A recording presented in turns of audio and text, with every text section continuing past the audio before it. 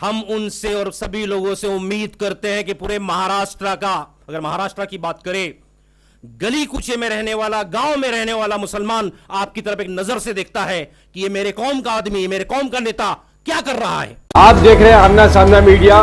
Video को share कीजिए, channel को सब्सक्राइब नहीं किया है आपने तो सब्सक्राइब जरूर कर दीजिए।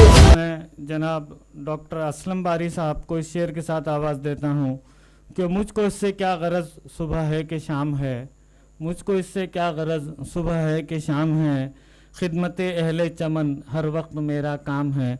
जनाब डॉक्टर असलम बारी साहब। अस्सलाम वालेकुम जाकिर साहब और यहाँ पे मंच पर विराजमान सभी जिम्मेदार साथियों, दो तीन चीज़ें आपसे शेयर करूँगा। सोसाइटी में, समाज में अलग अलग शोबे में लोग काम करते हैं। हर एक का काम करने का अपना एक नज़रिया होता है, एक मकसद होता है। लेकिन ज़्यादातर अगर आप देखते हैं ज़िंदगानी के माहौल के हिसाब से, तो मैक्सिमम जगह पे लोग यही सोचते हैं कि मैं जो कुछ भी कर रहा हूँ अपने लिए, अपने रिश्तेदारों के लिए, अपने दो चार जान पहचान वालों के लिए, या अपना एक ग्रुप है उसके लिए, इस नज़रिए से लोग काम करते हैं। अलग अलग सेक्टर में लोग काम करते हैं। लेकिन जहाँ तक जाकिर साहब के एमएमएनएफ की हम बात करें, और करनी भी चाहिए, मैं ये चाहता हूँ कि यहाँ जितने भी लोग बैठे हैं, जिम्मेदार लोग हैं, इस मिशन को अपने अपने ढंग से अपने अपने इलाके में ले जाकर हर किसी को एक सेनापति बनना है। पुराने लोग ये कहते थे, आज भी कहते हैं, कि ऐसे झाड़ लगाइए कि आने वाली पीढ़ी को उसका फायदा मिले। पुराने बुजुर्ग लोग आम के झाड़ लगाते थे कि मेरा पोता खाएगा, उसके बच्चे खाएंगे। इस जाकिर साहब की जो टीम है, जो काम करने जा रही है, वो एक गांव के लिए होता है ना। बहुत बार बुरा मत मानेंगे मेरी बातों को, मैं बहुत साफ साफ बात करता हूं। हालात क्या है, मुंबई में बैठे हैं बड़े बड़े दिग्गज लोग, अखबारों के पन्नों पर, व्हाट्सएप पे लाते, मैंने नाली बना दिया, मैंने ऐसा कर दिया, मैंने वैसा कर दिया। ये बहुत हो गया साहब।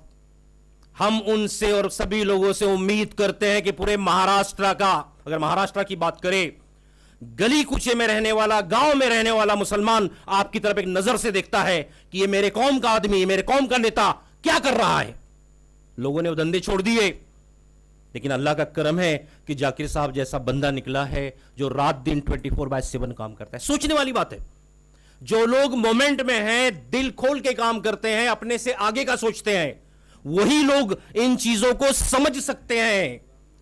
माइनॉरिटी माइनॉरिटी माइनॉरिटी बहुत चर्चे होते हैं साहब।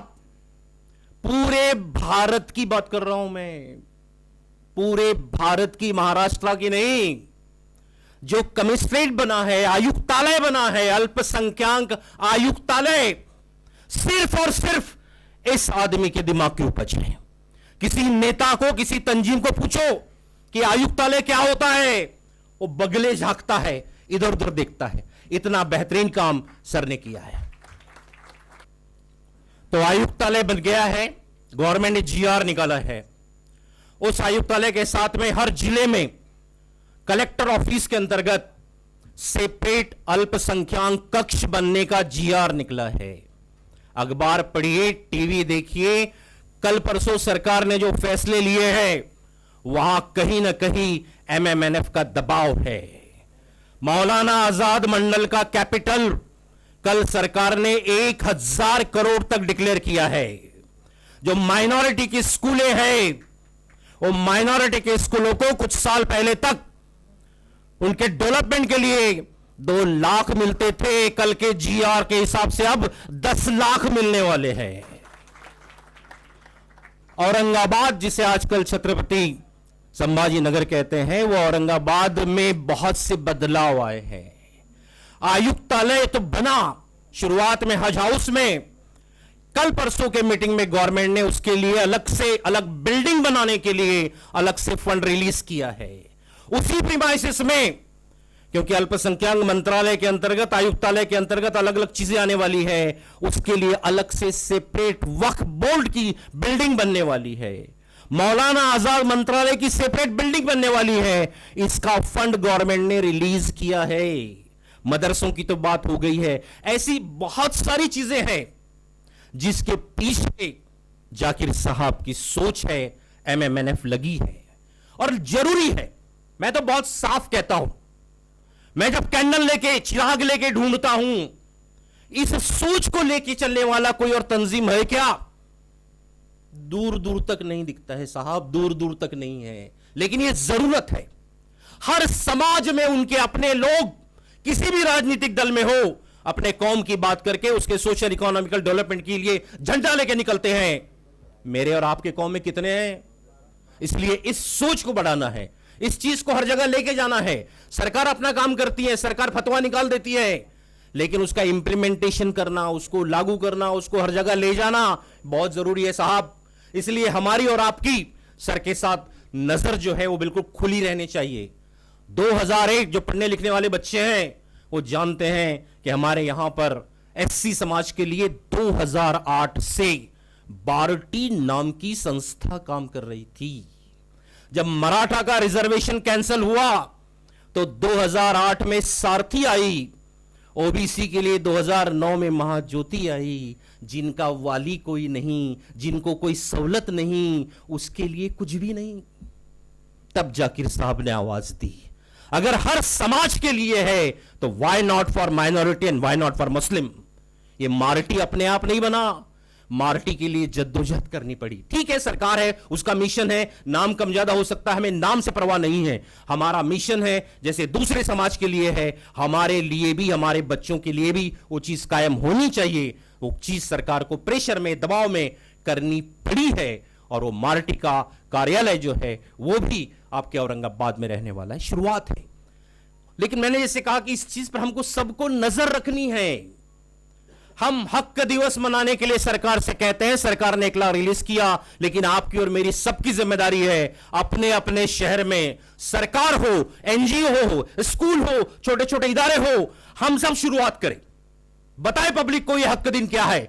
जब हम शुरुआत करेंगे तो दूसरे लोगों को भी लगेगा कि हां यार, ये दिन हमको भी मनाना चाहिए, ये दिन हमको भी करना। अवेयरनेस तो एजुकेशन हो, बहुत बहुत प्रॉब्लम है हमारे कम्युनिटी के, ढेर सारे प्रॉब्लम है एजुकेशन सेक्टर पे है। और सरकार जैसे चाहती है, जब तक आप बोलेंगे नहीं, कुछ होने वाला नहीं है।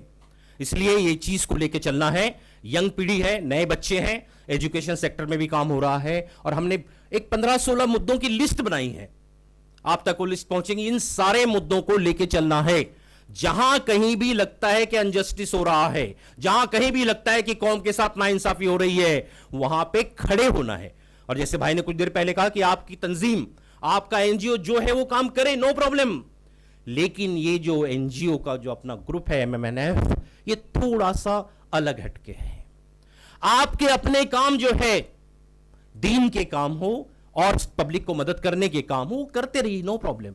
यहां पर काम यह है कि हम भारत के नागरिक हैं, कॉन्स्टिट्यूशन है, संविधान है, हम भी टैक्स देते हैं।